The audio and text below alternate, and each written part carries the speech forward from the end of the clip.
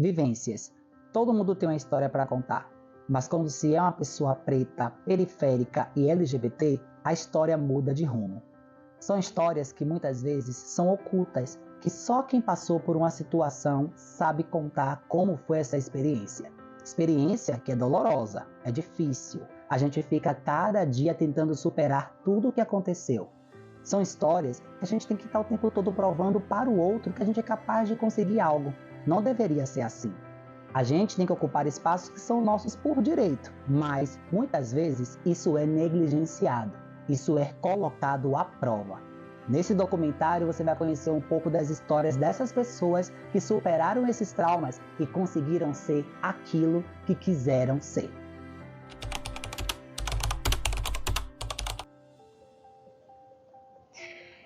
Eu vejo uma mulher forte, porém delicada. Eu vejo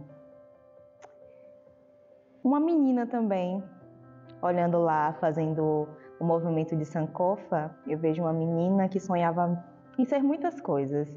Primeiro ela sonhava em ser advogada, né, para defender os direitos das pessoas, principalmente das crianças pretas. Depois ela sonhou em ser juíza. Que loucura. Só que aí a encontrou quase na sua maioridade, né? Naquela encruzilhada de tentar encontrar o caminho, né? Logo quando sai do ensino médio. E ela descobriu o jornalismo como uma forma de dar voz para essas pessoas que ela queria dar voz quando era criança, né? Dar voz às crianças marginalizadas, às minorias, né? E principalmente às crianças negras que eram semelhantes à minha imagem na época. Então, assim, é isso que eu vejo. Eu vejo um jovem que lutou muito, apesar das dificuldades, dos nãos da vida, persistiu e conseguiu, quer dizer, está, né, vencendo a cada dia os obstáculos e ocupando os espaços que anteriormente as pessoas falavam que ele não poderia ocupar. Eu vejo uma mulher que tem nos olhos um processo de uma trajetória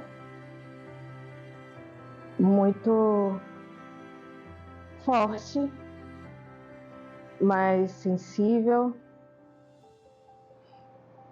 que traz, apesar dos percalços, um sorriso, e no cabelo um processo de luta, mas de muito reconhecimento, de muita vitória, não só por mim, mas por todos que me acompanharam, que fazem parte do meu processo, da minha trajetória.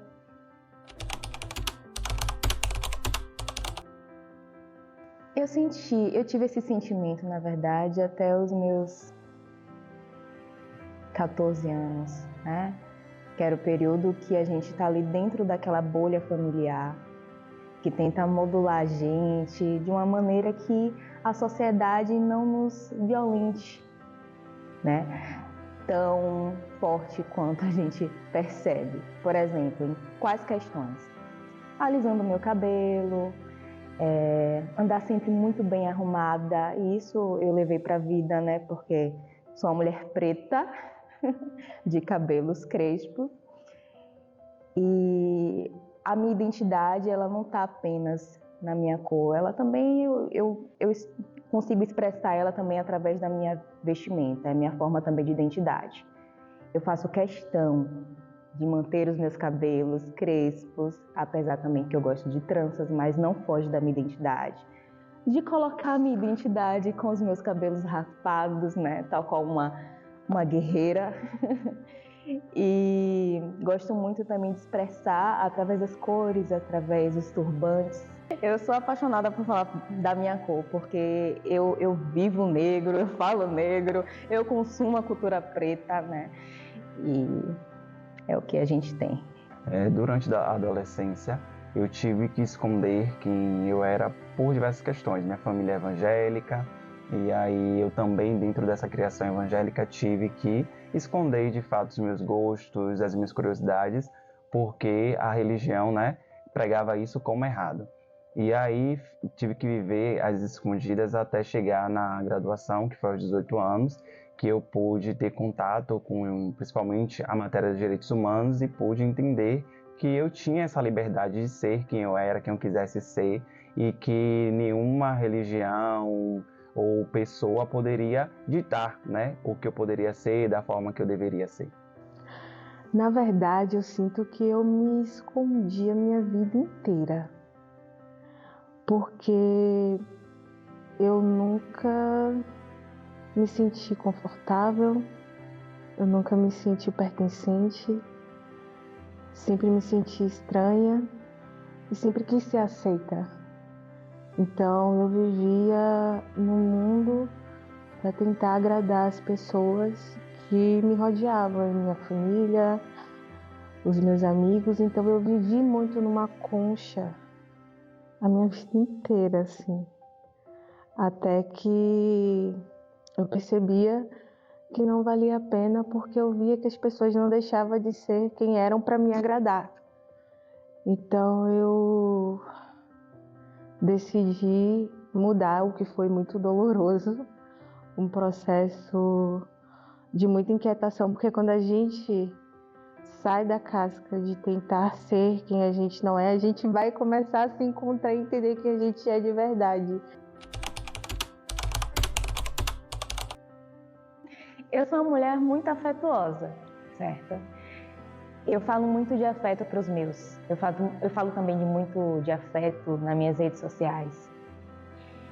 Hoje eu parei mais um pouco, mas na minha realidade, com as pessoas que me cercam, sou muito afetuosa e consigo transmitir isso, né? Essa ideia de que a gente não precisa aguentar calado o tempo inteiro, que a gente não precisa ser forte o tempo inteiro, que é importante ter uma rede de apoio, que a gente não está sozinha.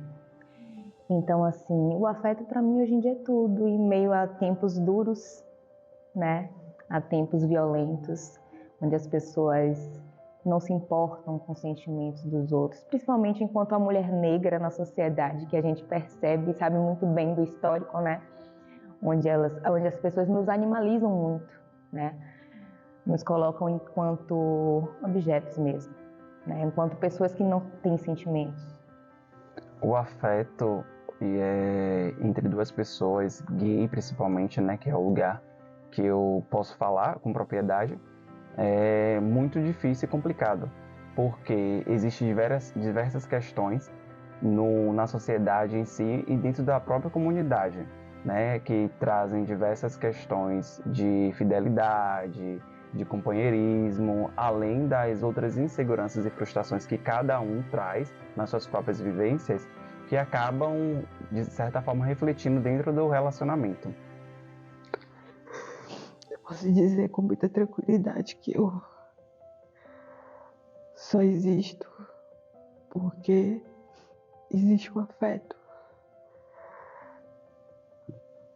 Muitas vezes eu já tentei partir, mas eu ainda resisto porque existe o afeto de pessoas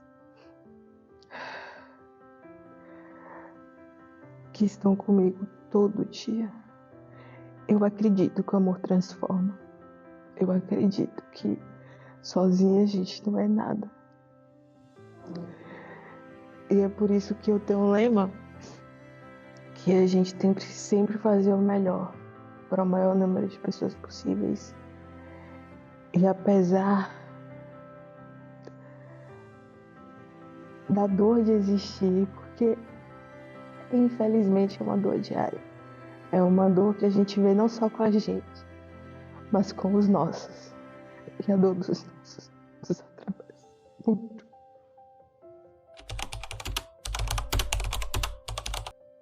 Sempre quando eu chego nos lugares, eu sou muito observadora.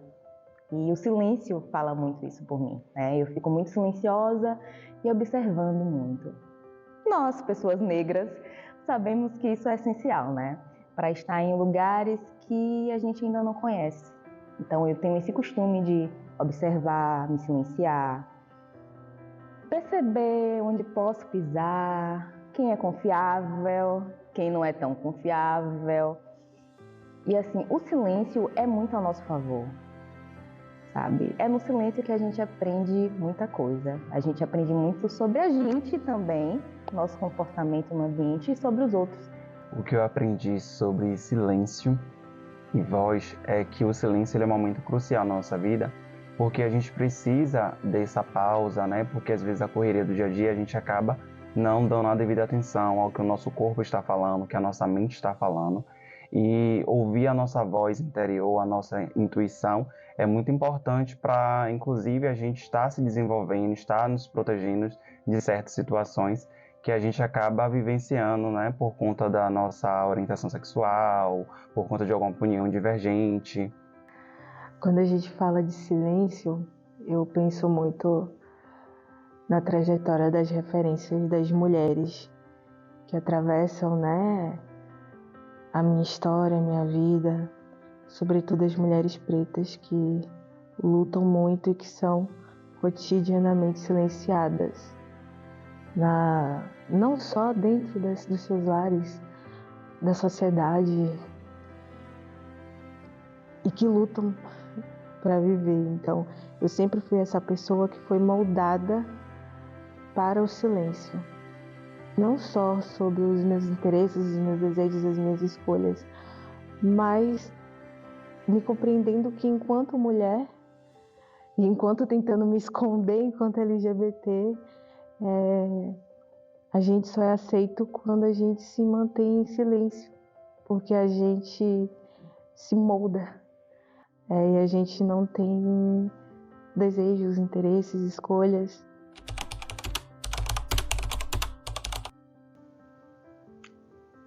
Muito orgulho. Ai, gente, eu perdi as contas de quantas vezes eu cheguei em casa chorando depois de um dia de trabalho exaustivo e com grandes resquícios de racismo, sabe?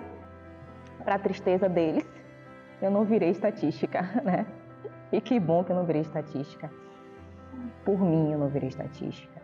Pelos meus, eu não virei estatística. Pela minha mãe, pelo meu pai, sabe? Por vocês, para estar aqui contando a minha história. E é isso. Orgulho. Orgulho.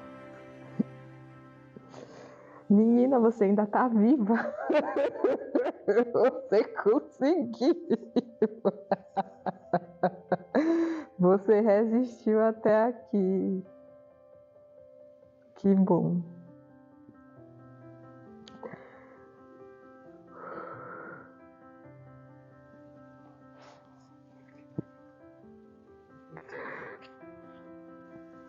Obrigada por não desistir. É isso. Seja o que quiser. Que oração bonita, não é mesmo? Quando você assume de fato quem você é, que você entende a sua identidade e o seu lugar no mundo, tudo flui de uma maneira extraordinária e surpreendente. É sobre saber de fato o seu espaço, conquistar, lutar, expressar quem você é. Nunca deixar isso se perder, a sua essência. Aquilo que você tanto lutou para finalmente mostrar para todo mundo. Esse é o momento que a gente possa celebrar sempre aquilo que sempre foi nosso, aquilo que sempre esteve dentro de nós, a nossa própria identidade e o nosso desejo de ser aquilo que a gente quiser.